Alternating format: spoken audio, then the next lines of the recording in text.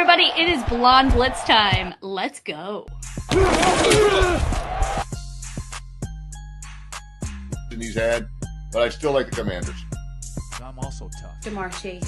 I'm looking at that Cincinnati team against the Cleveland Browns. Well, as soon as I saw the rain last night, I was wondering if that might be a little bit of a factor as well. How we play that week is really going to be more impacted. With the Raiders, who got Jacoby Myers back. The same thing with Joe Burrow. You just expect Joe Burrow to do it because he's been to a Super Bowl. It's time to send in the Blitz with Deb Whitcas and the Blonde Blitz.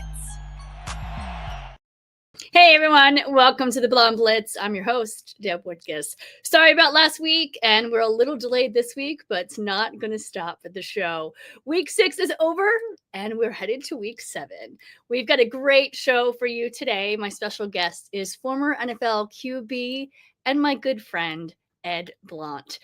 He'll be here to help me with hot takes for week 6, and then we'll hear all about his football career and his current endeavors later in the show. We also have sports comedian Haley Brooks back today. She's here for some week 6 funny. We've got Chef Virginia, Chef V, private chef to the NFL athletes. She is here to talk foods that give you energy and keep injuries away. A ton of those in the NFL right now.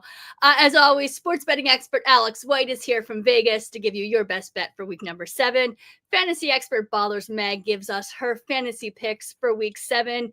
Intuitive reader 333S Carrie looks at the power deck for the Texans versus Seahawks game. And finally, Ben Troupe, former tight end for the Buccaneers and the Titans, is here to help me with week 7 game picks. We've got a packed full show for you guys tonight. Let's get it started with headlines. I am doing it live tonight. Now to Deb Whitcas with the Blonde Blitz headlines.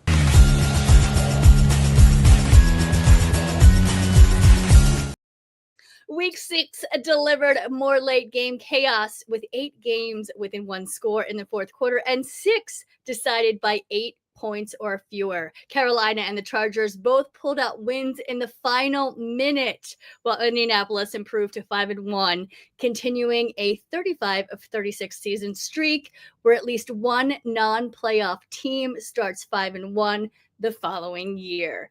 Denver's defense made headlines with 9 sacks against the Jets in London, bringing their season total to 30, tied for the most through 6 games since 1990.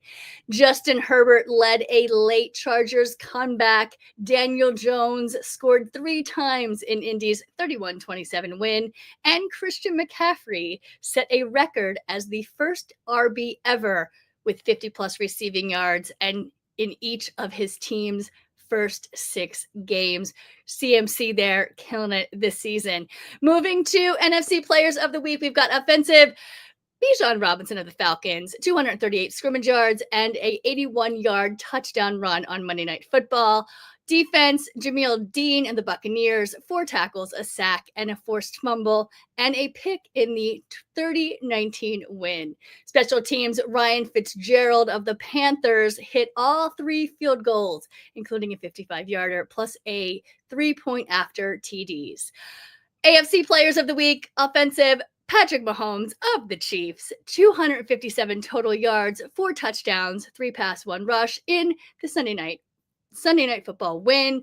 On the defense, Jonathan Cooper of the Broncos, 5 tackles, 2 sacks, and a TFL in Denver's dominant pass rush showing. Finally, special teams, Cameron Dicker of the Chargers, one of my favorites, 5 of 5 field goals, including the game winner, plus 2-point after TDs. All right, guys, that's your week 6 headlines. Sacks piling up, backs going off, and late game kicks sealing the deal. All right, guys, I'm so excited to have my special guest this week. He's also a really, really good friend of mine, former quarterback for the 49ers and the Seahawks. He's here to help me out with hot takes right now. Everyone, please help me welcome Ed Blount. Next caller is Deb Whitcas, who says she has some really hot takes.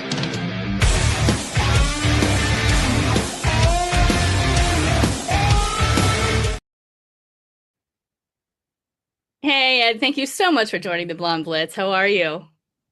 I'm amazing. Thank you for having me on the show today. I appreciate it. Looking Of forward to it. course. Anytime. I was so excited when you said you wanted to do it. So let's get started with the Eagles Giants game last week. The Giants destroyed the Eagles 17-34. Obviously, last year's Super Bowl champions.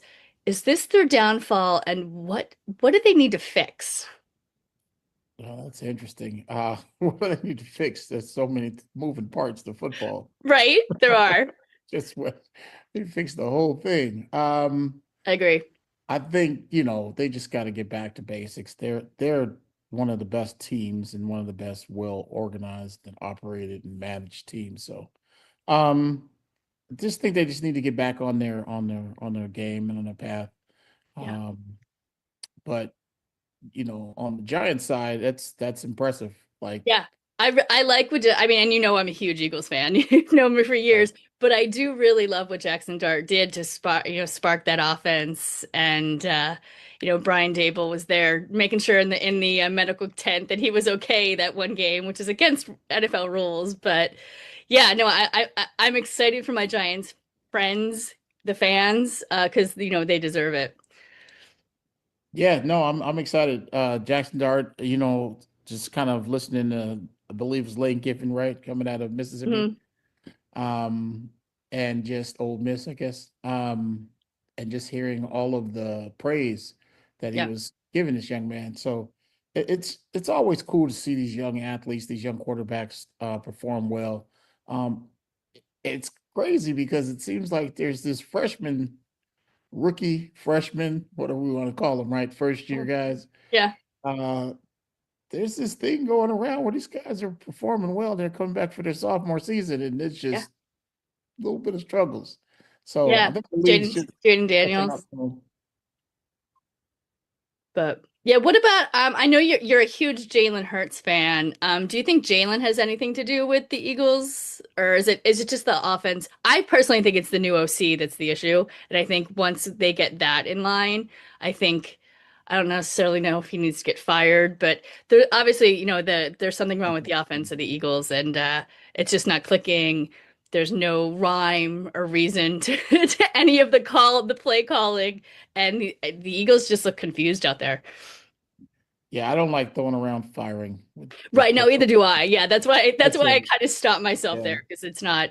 They just have to fix it. It's such a hard, tough game, right? The NFL's hard, and I think people take it for granted. And all these teams are really good. Yeah, and all have at any point they can all come together and gel and do well. Yep. Well, and look at the Falcons. We can talk about it. Yeah, look at the Falcons. Like, they've had a rough season. I mean, we can move on to that one next. The Falcons. I was just going. I just wanted to go back to Jalen Hurts real quick. Oh, go ahead. My personal feelings about Jalen Hurts, right? Just watching him kind of grow up. Nick Saban, I had a daughter that went to Alabama. They both were freshmen the same year. She worked with the football program, so they have a student recruiting program. And just kind of following his career and just watching him grow and just become the young man that he is. And he's just such an amazing character. Yes. And have to endure and just to have the resiliency that he's had and shown. And then, just listening to kind of the fans and the people in the social media talk about him, it just drives me crazy, because I'm like, you guys got this great quarterback, and you guys are trying to diminish his stardom, because some people say he's not a top 10 quarterback. Like, what? He's a Super Bowl champion. Yeah, don't get no topper than that. Is topper a word? I'm gonna make it a word. So yeah, you're the Super Bowl champion. He's been a couple times out of 3 or 4 years. Twice. I don't know how you say he's not. And a lot of times I think people just looking at the stats, right? And the throwing yards and things like that. And I'm like, man, this is about winning. It's the rest of it you can throw out the window. If you're not winning, you can't go to the Super Bowl. And so you got these other quarterbacks who are leading the league in passing, but they're always coming from behind. Right. So there's other factors that fall into that. But anyway, I just love what he's done and watch it. And I just think people should give him a lot more credit than they do. And you should know, because you were a quarterback in the NFL. right? I gotta have my little cup of coffee in the NFL, but it's hard. Like I said, it's very hard, and the learning curve is on a whole nother level, right? And so people just don't understand what all goes into it. And it's, it's just your job as an analyst and as a reporter and a broadcaster to, I guess, explain this to people, and hopefully they understand it. But it's hard. It's just listening to people drive me crazy. So Right, absolutely. Well, let's move on to the Bills Falcons game. Like you said, everyone is good in the NFL, and anyone can click at any time. The Falcons clicked with playing the Bills. They defeated them 24-14 Monday Night Football.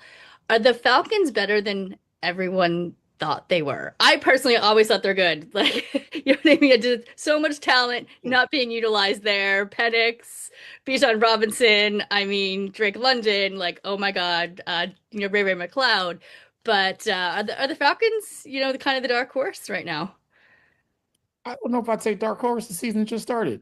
Well, okay. Right. That's fair. Fair. And I'm on record. Everybody's good. Okay. And so, and you just said it best. It's when teams start clicking, they're hard to beat. Mm-hmm. And that's kind of, again, being healthy, clicking. Bijan looked like he's cut straight out of a gaming console. I don't know. I don't play Madden, but whatever rating he should have the highest rating on the planet, because this dude looks like he's playing another level. Mm-hmm. And it's early. Yeah. So they, the defense looked good. They got after him. They're playing they played the Bills. The Bills are like the number one team right now. Just well, they're supposed to be now. Right. We're going to start hearing rumors that they're not good now, right? So right. Exactly. Oh, the NFL drama. So everybody's good. You did mention injuries. Unfortunately, linebacker Fred Warner suffered a dislocated broken ankle last week. It's going to sideline him for the rest of the season, which is so sad. He's just such an amazing player. Will this be the second year in a row that San Fran kind of succumbs to injuries, do you think? Or like, can CMC carry this whole team? Because I feel like everybody else is injured at this point. Injuries are part of the game. You can't play this game without getting hurt, unfortunately. It's a great game, but it comes down to who's healthy, right? The deeper you get into the season, you just need those bodies, and a lot of times it's a brutal game, right? So yeah, hopefully, next man up, right? Like these guys are good. Somebody will step up and show that they belong there, and they're looking for their opportunities. To me, it's a great opportunity for the next man, right? Like, starter goes down. Hey, man, you come in there, be prepared for your time when it comes, and do what you have to do. And so, that's how we got Justin Herbert. It was Jameis Winston went down that one year right before the game, and Justin Herbert stepped up, and there you go. Same thing, Brock Purdy. These guys, you're right. It is such a next man up mentality, and hopefully I would like to see San Francisco, even though they are in NFC, still succeed, because it was a bummer last season that they, didn't make it too far. So well, I'm a Cowboy fan. It's all the hesitation. I was like, what is he going to say next? Well, let's really quickly move on to the Rams-Ravens game. Puka Nacua was injured. He's got a bit of an ankle injury. They're not sure if he's questionable for the game in London. Do you think the Rams can win without him? Right now, he's one of the number one wide receivers in the league. Obviously, they also have Devontae Adams, but the two of them together are such a powerhouse. But, do you think the Rams can do it without him? Yes, I definitely think so. They got Matt Stafford. Devontae Adams is not a slouch, like you said. Not even close. Guys have to fill in. So Devontae Adams is a number one, so it's not like you don't have a number one. And you just got to execute, right? At the same time, again, next man up mentality. Somebody's going to have to come in and make plays. And this is football. Like, it's the ultimate team sport. Yep. Well, let's just do one more question before we get to your experience in football. Last week, the Lions, Brian Branch was involved in a post-game fight with Chiefs Juju Smith-Schuster. Everybody saw it, everybody talking about it. Brian Branch was suspended for this week's game. Why do players fight knowing it's not going to end well? Like, I love the fighting, to be honest, to watch it, but like, they know it's not going to end well. They know they're going to get suspended. They know they're going to get, fined something. Why do they do it? Yeah, I think why they do it. That's a great question. Um, it's such a violent game, Right. and we got to turn it on and off, right, between the lines. And sometimes it's hard the lines get blurry, right? Mhm. Once you're in the red, it's hard to come out, right? So it's kind of like, a matador waving that red flag waving that red tail at the bull, right? Like once Yeah. you go into that mode as an athlete and you got your mindset, right? Right. It's hard to just game's over, man, right? Like Yeah. move on, shake hands, come back and try to, do what you're gonna need to do next game. But sometimes we get caught up in our thoughts and our feelings and our we just yeah, I mean, I think it happens to everybody, Hmm. right? So just gotta give them some leniency, I guess, and pray for them. Right. Right. Right. Well, in the league, it was only one game. You know what I mean? Like the league suspended him for one game. He's a great athlete, and he did apologize after. So I was just wondering Yeah, what and if they take enough money from you, right. you learn fast. You Well, learned I don't know if you learn quickly. fast, but you learn. Right. Right. Well, let's talk about how you got into football and a little bit about your career in the NFL. I ask everybody this question. Why football? Why do you love it? Oh, wow, that's a great question. Growing up, it was natural for me. It just came easy, right? Like I was able to throw a football better than everybody else. So, Okay. as a kid, I was always the first guy picked. Everybody I played with, though, I remember growing up in a neighborhood where we were all good, right? Like I Hmm. didn't know it though. Like I was clueless. I mean, when you talk about just as an athlete, as a kid growing up playing with the guys that I played with, I didn't realize till after I finished playing how good we were looking back and Hmm. seeing the career path of all those kids. And so I'd say the majority of kids I grew up playing with all went pro, Wow. Okay. And you right? grew And up in, so in Pasadena, right? Correct? grew up in Pasadena, but early childhood I was in Monrovia, DeWarty area. Okay. I went to high school in Pasadena, but the kids I'm talking about, like on the grade school level, we Okay. were all pushing I mean, we were pushing each other, but we don't know it, right? We're just out there having Right. fun. Like Having fun. You're I being thought, kids, throwing a football around. Yeah. I thought everybody could throw. Like that's how Okay. crazy I was. I thought everybody could throw a football. And we didn't have camps and clinics and development skills, things like that. Like we Right. pushed each other, like we were our coaches, right? We just went out and played. And we got better, we got sharper, iron sharpens iron, right? So we got sharper just competing against each other. And I didn't, like I said, I look back on it now and I see it. But growing up, I was clueless. I had no clue. Right.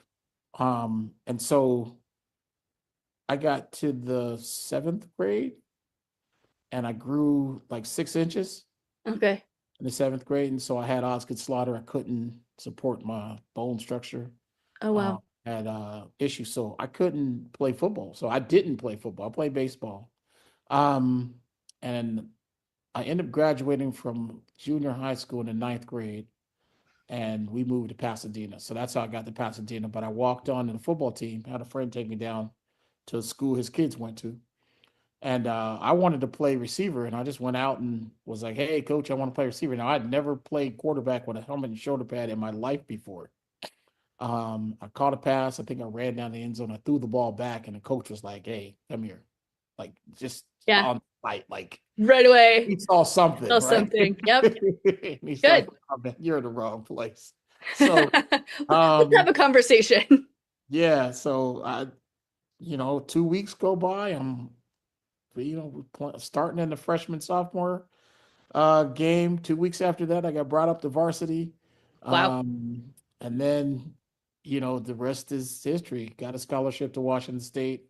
Went free agent to the 49ers. I'm just going to breeze over that, but went free agent to the 49ers.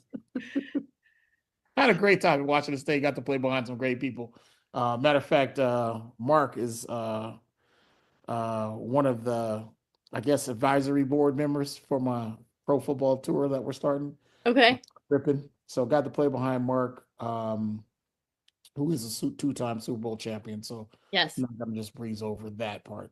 But I got to go free agent to the 49ers. They had a guy named Joe Montana. Maybe you heard of him. Might have heard of him. I mean, yeah, just. What was it like playing with Joe Montana? I had a cup of coffee in the league. I did not play, again, watching on the sidelines.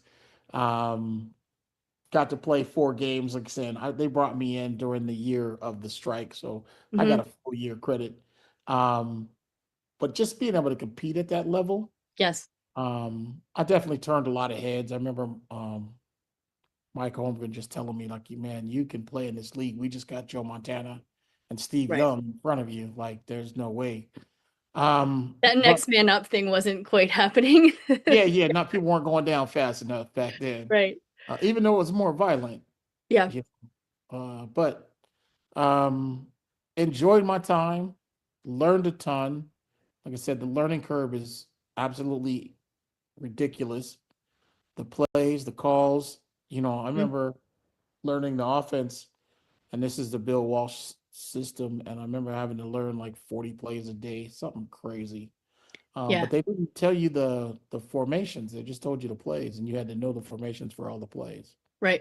Yeah. So and did you use flashcards, or what did you use to learn? Some of the guys use flashcards. Oh, we use hand signals. We're out there pop locking. Okay. Yeah. All right. We're just, we had to study sign language. So you had to learn sign language. So you had to know the plays, and then they would signal them in. You got 3 people over there, a couple dummies, and they send in a play, and then you have to know the formation. Right. What has being an NFL player, what has it afforded you in life? How have you used your platform, as an NFL player to do other things? I don't think I've used it enough, right? Like because I think I've got what is it? Imposter syndrome. Like in my mind, and you shouldn't at all. I don't know. I've never really wanted to lead with football. Right? And this is all my life growing up. I mean, I'm getting, praised by people and things like that. And it was, I don't know what it was, but it was just, I didn't want people to know me because I was a football player. I was hung up on something weird. And, but football's opened up tons of doors, like just, being able to connect and network with people and have access to the world and just be able to travel and meet and just coming from Pasadena as a poor kid, underserved, never thought that, didn't know what would happen to me, to be honest with you. I mean, I was blessed to be able to throw a football better than everybody else. And so I'd have to say football saved my life. Wow. And that's a deeper story, but football definitely saved my life and gave me an opportunity and a pathway to be able to do things that I never thought I'd be able to do. And you're still involved in football now. What are some of the things that you're working on currently? 33 years ago, I started a 5-side flag football league out of Orange County, Huntington Beach, California. And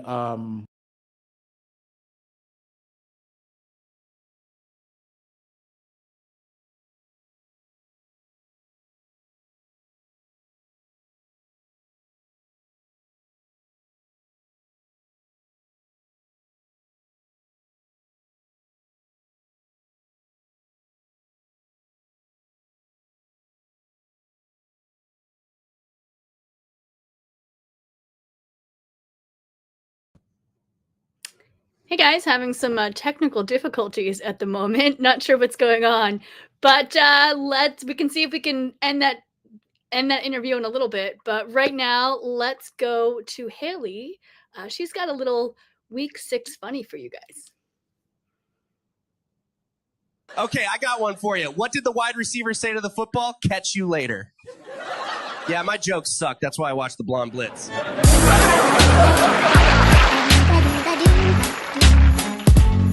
Hey, Deb, thanks so much for having me. So excited to be back on the Blonde Blitz. What a fun show. So thank you for that warm, gentle introduction. Thank you, Deb. So sweet.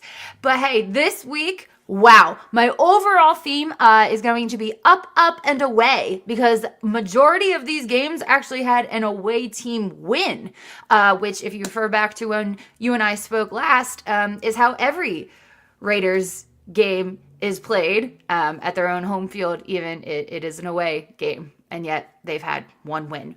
But I digress. You and I, we both share a little home team love for our Philadelphia Eagles. So, of course, we're going to talk about that Eagles-Giants game. We saw it the second week in a row. We lost, so we're down 2. But the Eagles-Giants game, man, we could really boil it down to, you know what, the quarterbacks' names, as a matter of fact, Dart and Hurts. That's really how this game played out. Dart was a dartin', and Hurts, well, he was hurting us. He really was. Dart was darting it into the end zone. Dart was darting it over and tossing it into the end zone. And it wasn't just darting and a hurting. It also was a scatabooing. I mean, over to scataboo, and he scataboos into the end zone. I mean, what I'm really trying to say is, what is going on with these players' names? I mean, scataboo goes in deep, and in from the right comes yabba dabba doo. Somebody get this man some pads and shoes. Maybe a healthy meal that's not just colored flavored flakes and milk. But of course, the Eagles, they took the loss. That's 2 in a row. We'll get them next week. That division game happening Thursday night. But of course, the talk of the town, the game we all talked about. You guys spoke on it earlier. The Detroit Lions and Kansas City Chiefs. What a slap in the face that game was. No, but really it was a real slap in the face. Of course, the Kansas City defeating the Detroit Lions, which I could have called from the start because it was Travis Kelce's birthday, October 5th. It's Libra season. More on that in a minute in my Taylor Swift connections. But that really was an exciting game to watch. More exciting to watch than it was to listen to Taylor Swift's new album, as a matter of fact. But of course, the highlight, the thing we've all seen from that game, the slap. That's right. At the end of the game, as the clock was ticking down, Brian Branch took it upon himself to go over to Juju Smith-Schuster and Will Smith his ass. The only difference between this slap and the one that happened at the Oscars is that the Smith was on the receiving end and he got rocked during this, and a scuffle it occurred on the field. My favorite part of that whole debacle, the scuffle, you see the red and the white of the Kansas City Chiefs, and then the blue and the white. We had red, white, and blue going at it. Everyone was getting involved. It was really cool to metaphorically see like a little snippet of Civil War II coming to your home 2026. So thank you for that little metaphor, NFL. But what was really interesting about the slap and how everything played out, so because of the slap, Brian Branch is out for one game. He's out for one game. The next game, which I believe is the Lions in Tampa Bay.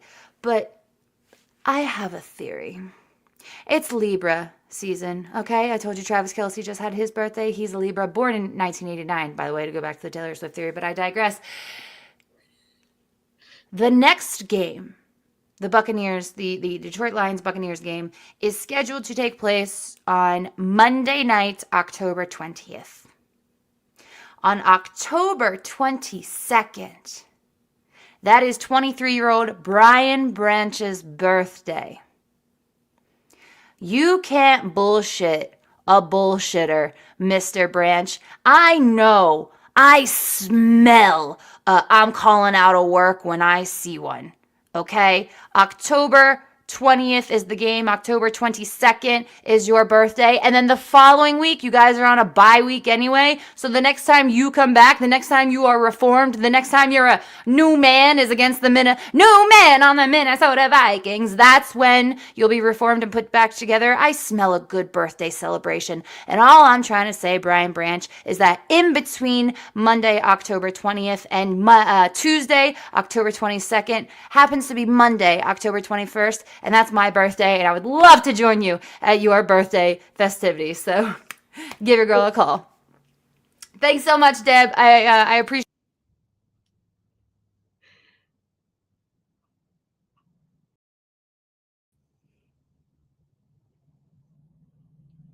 Well, I hope we both get an invite to that birthday party because I want to go too. All right, Haley. All right, guys, we're going to try the end of Ed's interview right now, so enjoy.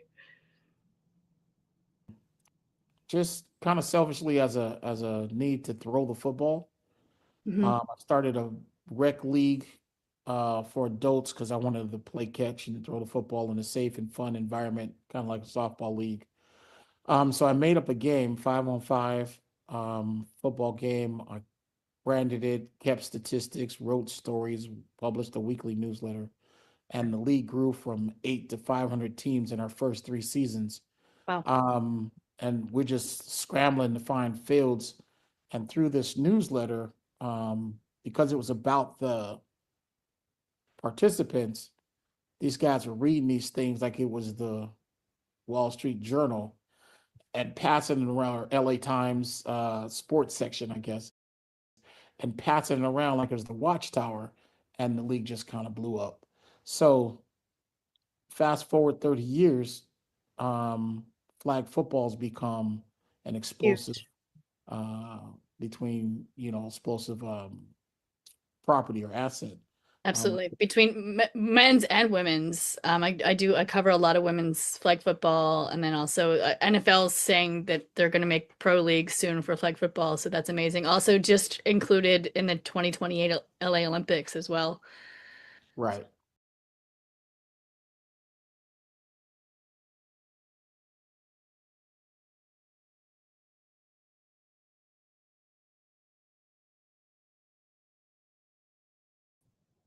All right, we're just having a ton of glitches today, but we're going to keep moving on. So there have been a ton of injuries this season already, unfortunately, but Chef V is here to give you advice on how to keep those away and give you energy by what you're eating. I used to make peanut butter and jelly for football. Then I watched the Blonde Blitz, and now my game day food is on a whole new level.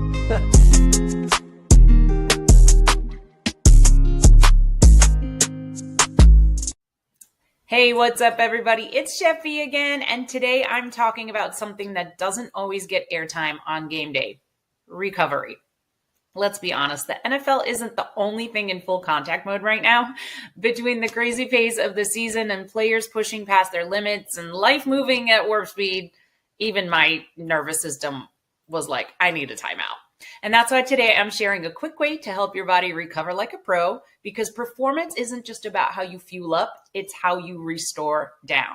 Now, when I worked as a private chef for one of the NFL's top players, our secret weapon wasn't just about the pregame fuel up, it was about the postgame recovery. And recovery nutrition keeps athletes injury-free, lowers inflammation, and helps their nervous system handle the high stakes of the games. And honestly, that's just as important for us at home, whether we're juggling kids or work or training like an athlete ourselves. Well, here's the good news. You can do that with real food. And today I'm showing you one of my favorite recovery snacks. This is my dark cherry cacao recovery smoothie, my personal go-to when my own system feels like it's been through overtime. Now, dark cherries are naturally anti-inflammatory. Cacao adds magnesium to calm your muscles, and healthy fats keep your hormones happy, and you gotta have a little protein to help those building blocks repair. And this smoothie, also, I've added some of my favorite superfoods like collagen for joints and turmeric for inflammation, and a dash of adaptogens like ashwagandha for support. Now, you don't have to swallow 12 supplements 4 times a day. You can just blend them into something delicious like this.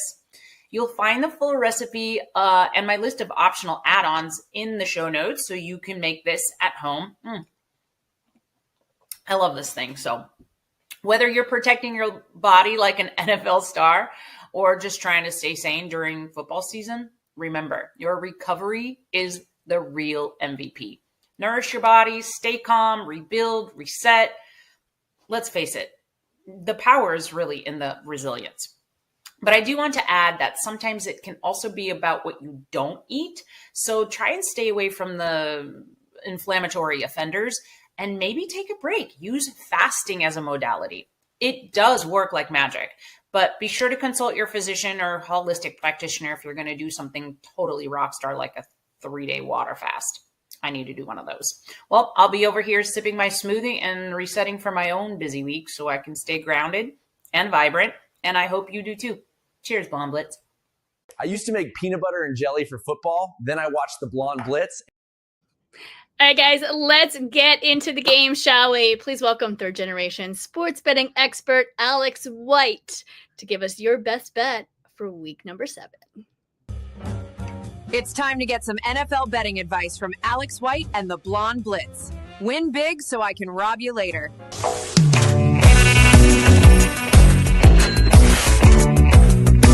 Wednesday, everyone. I can't believe it's week 7 already. I'm not going to make you wait till Sunday. Let's get a bet in for the Thursday night football game.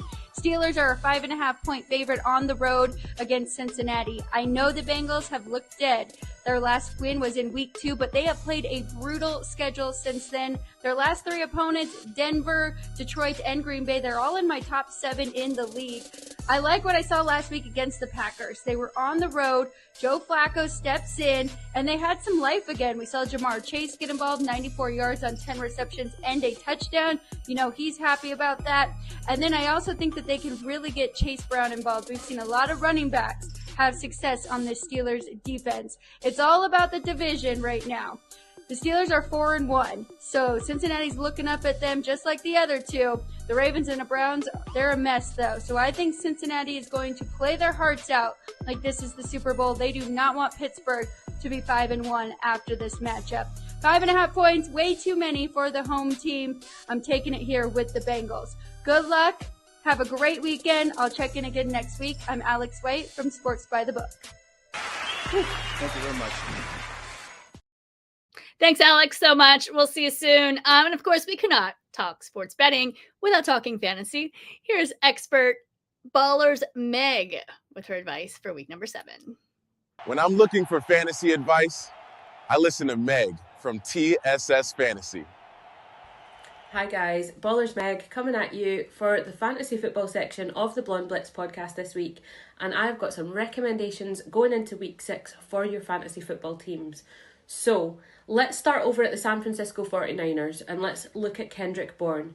Now, he is definitely one of the main options left on the field, still standing, but he had a week in week 5, guys. The numbers that he put up were phenomenal. We know the team are struggling with injury. We know that they are struggling for targets, and Kendrick Bourne was there. He showed up and he showed out last week in week 5. Although they're playing my Falcons this week, I am very, very happy to recommend that you pick him up on waiver wires if you possibly can. Next up, we have one a little bit more popular over at the New York Jets. We've got Mason Taylor at tight end. He is a rookie in his rookie season, and we are seeing that he is getting those numbers despite the end results of the games. So we know the Jets are struggling. We know they're not doing great right now. However, on his own, in terms of fantasy, Mason Taylor is a player to be aware of. Pick him up if you can, guys. He is going to get you those points. He is doing phenomenally. Week in and week out, he's putting up great points. Finally, another player that I'm recommending due to injuries on the team is Rico Dowdle over at the Carolina Panthers. Now, we know that Chuba Hubbard is out right now. We don't love to see that. However, Rico Dowdle is what is remaining on the field as a key target. And again, another player consistently getting those high points week in and week out. Bryce Young is very clearly well connected with Rico Dowdle so far, and we want to see that continue, and I definitely think it will do. So if you get the chance to pick him up on waivers, then I absolutely would recommend you do so. So if you want to see more all about fantasy football, then you can check out TSS Fantasy over on that Sports Podcast Network. I go live with the guys every Sunday, Sunday morning for the Wake Up Show, and I would love to see you over there in the comments this weekend. Also, if you want to follow me for some more football content, then you can follow me at Ballers_Meg on all the good social media platforms. Thanks so much, Meg. Next, we have Intuitive Reader 333 Ask Carrie using her Power Deck cards to predict the Texans versus Seahawks game this week. Carrie, what do you got for us? Let's see what the Power Deck cards say about these NFL team futures.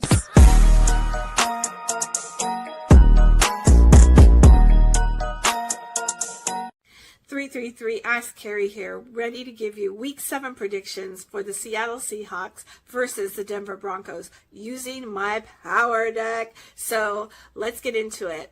Monday Night Football, guys, is going to be super intense this week. Why? Because both teams are coming off of a Week 6 4-2 win. That's right. So it is going to be a neck and neck battle to see who's going to take the W. So who's it going to be?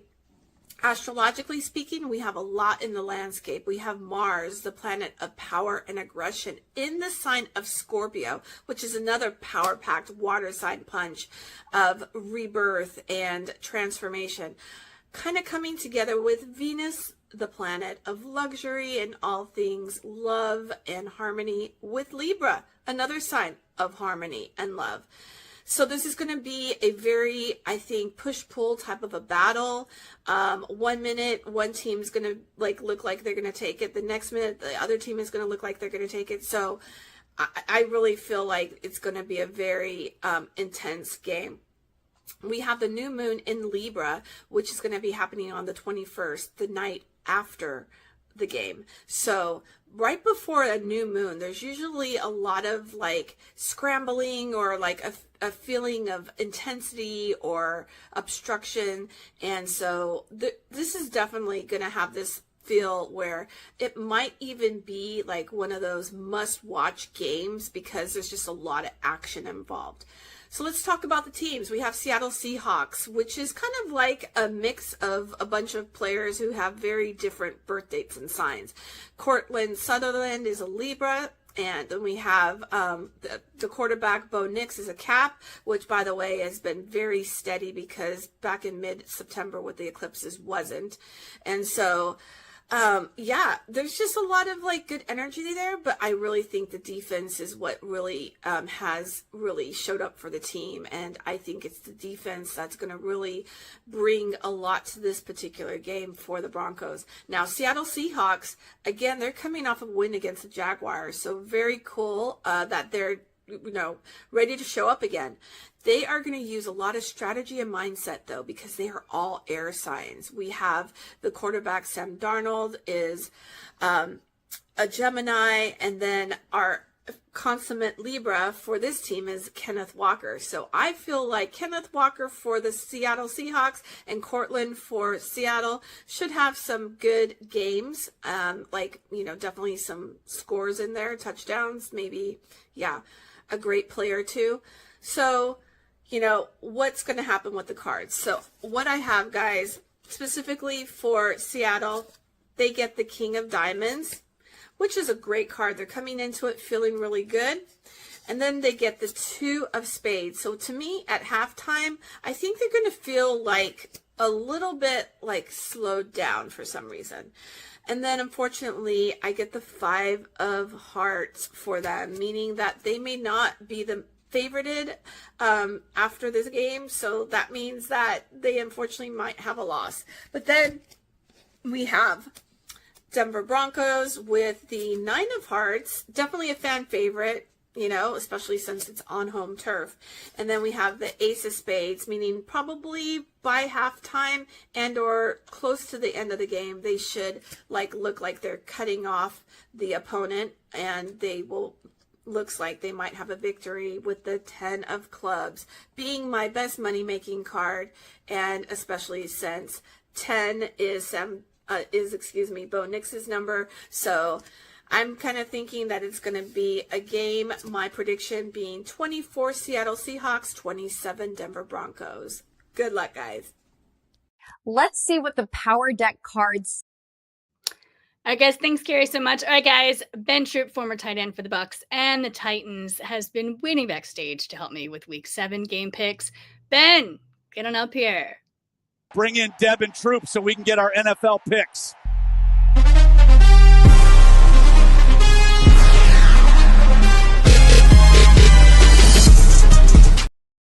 Hey, Ben, how are you? How you doing, Deb? How you doing these days? Are you doing all right? Good.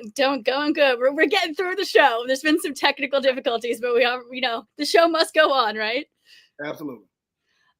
So let's start off with the Eagles versus the Vikings, Sunday, 1 p.m. What you got and why? I'm interested to hear what you have to say. The Eagles have not looked like themselves as of late, Deb. I know I know you are contractually obligated to not go against the Eagles usually when we pick the Eagles, but Yep. I think the Eagles get back to their winning ways. But here's what's scary, though. I think this game is going to come down to the wire because Ringo and DeGene and those guys, Jordan Addison and Justin Jefferson and TJ Hawkinson, they're going to test that Eagles secondary, and they're going to test it early and often. I don't feel good going against Minnesota, but I see the Eagles getting that ugly Giants loss out of their system and getting back to their winning ways against Minnesota. I mean, they have to, right? They've now won. Yeah. They've now lost 2 in a row. Philly's about to burn down Philly. The fans are not doing well. They're firing Kevin Patola already. It's been a little hellish the last 2 weeks. But as far as this game is concerned, we've got Hurts versus Carson Wentz. But Ooh. Yeah, Carson is playing against his old team. That I'd always want to know what that'd be like. You know what I mean? Like that. It's like somebody goes, "Hey, Deb, you know who's here, right? Who? Your ex? Really? Right? And ain't nobody. Y'all knew he was.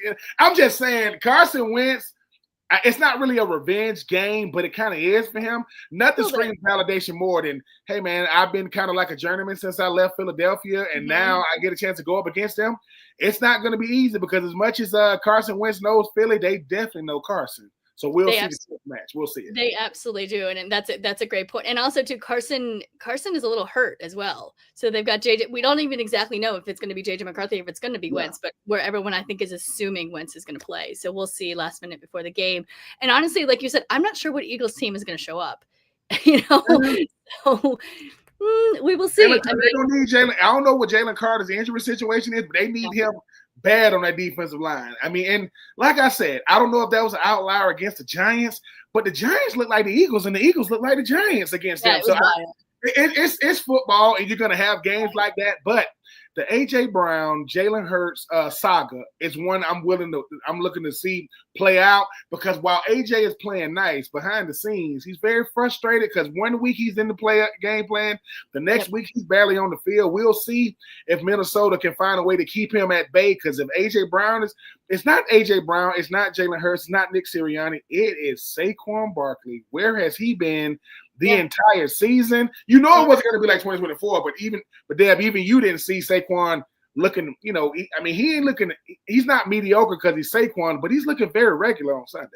He absolutely is. And I mean, what he only has, I don't even know the number that he has, but it's, way less than obviously it was what he almost hit, what he hit last year. But yeah, I mean, we just haven't, the entire offense, I feel like has been off. They're not clicking and there's just no rhythm this season, but let's hope they get it back together this season or, this particular game. I'd say Eagles are favored by 3. Yeah. I'm going to go Eagles on this one. I got Eagles. All right. Let's go. Begrudgingly, but I got Eagles. Yes. What was that? Begrudgingly, but I got Eagles. All right. Let's go. Colts versus Chargers Sunday at 4:05 p.m. What you got and why? This is the contender game, right? Everybody thought that the Chargers was world beaters when they came out and beat Kansas City week 1 in Brazil.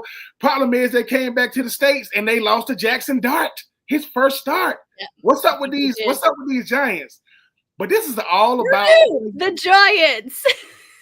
This is about Indiana Jones, though. This is about Indiana Jones, Deb. And I think Daniel Jones is proven if you're in the right system with a running game, with some quality receivers. Tyler Warren is looking good as advertised, first-round rookie out of Penn State. That defense is playing well.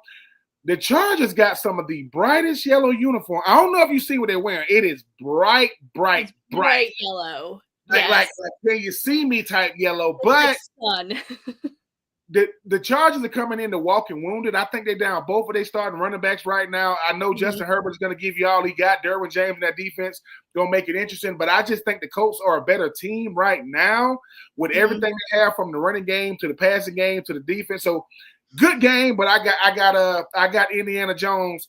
Can he prove he can win away from Indy? A lot of their games been in Indy. Can you win on the road? Because a lot of when the East Coast teams go west, it doesn't bowl well. But I think Indiana Jones and company got something for them Chargers. And I agree with you. I think the Colts are going to take this one as well. I think they're a more balanced team. So right now the Colts are 5-1, Chargers are 4-2. So it could be really anybody's game. I feel like exactly what you said. The Chargers started out strong and they won last week, but I feel like they got lucky. So I've seen some questionable things lately. Amarian Hampton is definitely out. That's going to hurt the Chargers huge. They still have Lad McConkey. Everyone knows I love Lad. But like I just said, I think the Colts have this one. I'm loving the new Daniel Jones that we're seeing away from the Giants. Chargers are favored by 1.5. I do not agree with that. I'm going Colts on this one. So there we go. All right, let's go Giants. You got the crazy jersey. You got the craziest jersey you ever seen versus the most vanilla. The Colts have the most vanilla jersey scene you've had. No thought went into that jersey combination. Right. Right. And the jerseys in general have been a little crazy. The Arizona was all spotted and it was anyway. I like Buffalo's new colorway. They just wasted it because they lost to New England. So that jersey is gonna go in the back of the shelf, right? It's gonna go bye-bye for sure. All right, let's go to speaking of the Giants, let's go Giants versus Broncos Sunday at 4:05 p.m. What you got and why? I want to pick the Broncos so bad. I like what Bo Nix is doing and coming. I like him and Cortland Sutton and company.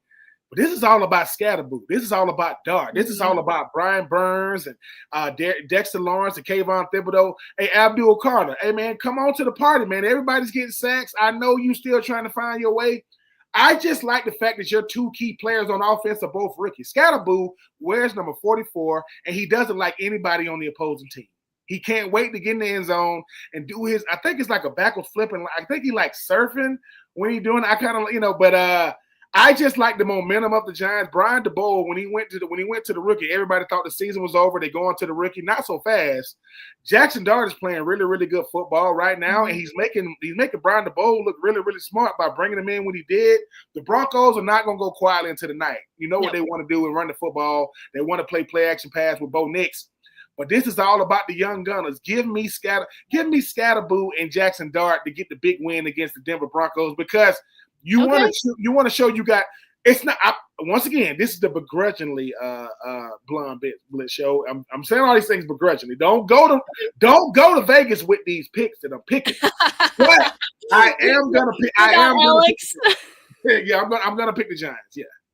Okay. All right. Well, I'm actually looking forward to this game. I don't know when I became a little bit of a Giants fan. Like, this is a little crazy, but I really do like Jackson Dart. Liked him at the combine. I don't know. I always pick a quarterback once a season and I go with it. So yeah, Jackson Dart versus Bo Nix. Like, let's go. We'll throw in some Drake May in there too, please. He's another one that I'm loving this season. I do love the Giants are having a better season. Dart has obviously sparked the offense, but I'm not sure it's going to be enough to beat the Broncos. I wouldn't be surprised. I mean, Bo Nix doesn't get enough credit for not having a second year slump. Everybody want to focus on what Jaden Daniels is going to do, and JJ McCartney and Drake May and those guys. Bo Nix, not only is he winning games, he can tell Sean Payton, "Get out my face. Who you think you're talking to? Move out the way, Sean Payton." You know what I'm saying? I'm the quarterback. You go live with me or not. But I like what the Broncos are doing right now. They are definitely keeping pressure on the Chargers and the Chiefs in that division right now. Yeah, and I mean, I saw what the Broncos did to the Eagles, and it wasn't pretty. So we'll see. This should be a good game. Broncos are favored by 7. I'm going to go Broncos. All right, we got 2 more to get in here. A couple minutes. Falcons versus 49ers Sunday at 8:20 p.m. What you got and why? If my Falcons show up like they did against Buffalo, I'm going with them Falcons, right? But George Kittle's coming back. Fred Warner, man, I'm praying for you. Praying for you, Fred Warner, man. That was hard to watch. You are the heart and soul of that defense. But is it going to be Mac Jones? Is it going to be Brock Purdy? Michael Penix is showing that even though this is kind of his rookie year, because didn't really play his rookie year, Drake London, Bijan Robinson might be the best offensive player in football right now. Yes. I said the best. Ed and I talked about that. Yep. And I just talked about how Robinson's killing it this season. He's straight out of a video game. Oh yeah. He is. Listen, somebody went to a lab and said, give me a guy with 4.3 speed, graded. 99 on it. As far as breaking tackles, and Bijan Robinson popped up. I just want the real Kyle Pitts to stand up. If Kyle Pitts can be because you got Drake, you got Drake London, you got Bijan, you got Michael Penix, you got the O-line. Come on, I need Kyle Pitts to look like Kyle Pitts, and I think this could be a really, really good game for the Falcons to come off a big win, because that was an ugly loss early in the year against Carolina. They came back and got a big win, against Buffalo. And can you keep the winning ways? I'm gonna go with the Falcons. Yes, I'm biased because I'm a Falcons fan, but I think this Falcons team is playing good football. Raheem Morris, really, really good coach. You got to beat teams, right, that are relevant. You can't beat Buffalo and lose to San Francisco, who's coming in to walking wounded. Give me the Falcons. Yeah, I'm going to go Falcons too. I was so excited that they beat the Bills. I am a little bit of a Falcons fan. I lived in Atlanta for a couple of years, so I do have a soft spot for the Falcons, and I have not understood what has gone on this season. Like you just said, Penix, London, McLeod, Pitts, Robinson. Why were they losing? And now they're finally clicking. I think Raheem Morris, I've always said he has something special there. And I'm excited to see what they do against the 49ers. I know Kittle will be back. Excited to see him on the field. I think he's going to be a little rusty, though. He's coming off an injury. And can CMC, said this earlier, can CMC carry this whole team? That's basically what's going on right now. San Fran is favored by 2.5. I don't care what that means. I'm going to go with the Falcons on this one. I think the Falcons are going to play out for the rest of the season. All right, the last one, we got the Bucs versus Lions, Monday Night Football, 7 p.m. What you got and why? I love the way Baker Mayfield is playing football right now. He's definitely looking like the best quarterback in football right now. But listen, the thing about balloons is they could be popped, and I think Detroit gonna pop that balloon. Here's why. I think the thing about Detroit got humbled against Kansas City. They shut down Amon St. Brown, they shut down Montgomery and Gibbs, and they kind of made the Lions team look kind of pedestrian. I do think that touchdown pass from Montgomery to Goff was legit. I think they just took it from him, but that's another conversation for another day. While I appreciate the way that Baker Mayfield is playing football, who is he going to throw to? I think Emeka Egbuka is going to be out. Godwin hasn't played all season. Mike Evans is going to be out. Irving is still out there running back. I think Detroit is saying to the Bucs, we want to get back to who we are against the best team in the NFC right now. Good game because of the way. But I will say this about Baker Mayfield. If he continues to play football as reckless as he's playing, his body's not going to hold up. He can't be running in the linebackers and safeties to get first down.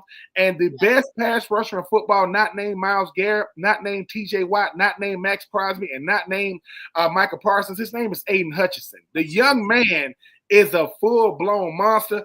Give me Dan Campbell and them Motor City Lions to get back to their winning ways against a Bucs team that's not going to go quietly into the night. Yeah, I agree with you here too. I think the Lions have this one, and I really like the Bucs. I love Mayfield. Bucs are 5-1, Lions are 4-2. I think this is going to go down to the wire. So, what we talked about, Detroit secondary is banged up, but so is the Bucs wide receivers and the running backs. Mike Evans, I'm hearing, might be back. I don't think that's been determined yet. Mm-hmm. But yeah, Mayfield's dominating. MVP talks. Who would have thought, right? A couple of years ago, Baker Mayfield might be in MVP talks, and here we are. But then, Lions have Jared Goff, and like you said, Aiden Hutchinson. So, I think the Lions got embarrassed by the loss by KC last week. Lions are favored 5.5. I feel like that's high. I feel like that's disrespectful, especially towards Baker Mayfield. But I think the Lions are going to take this one. Although the Bucs could thrive off that disrespect too. Baker Mayfield used to wake up dangerous. Now he's waking up a dad because I think he got a little girl now. So it's a little different. But I like the way Baker Mayfield plays reckless abandonment football, and you love it. But he's got to learn how to slide and not go in head first with some of these scrambling plays. But I love the way he's playing football. All right, Ben, thank you so much. We will see you next week. Always love to hear your takes on each week. Today's show is sponsored by Wish LBI and Underdog Fantasy. Go to Underdog Fantasy and use promo code BLONDE, and we'll double your deposit up to $100. If you like tonight's show, please subscribe. And you can follow us on all socials at The Blonde Blitz. All right, guys, football forever. See you next week, and go Birds.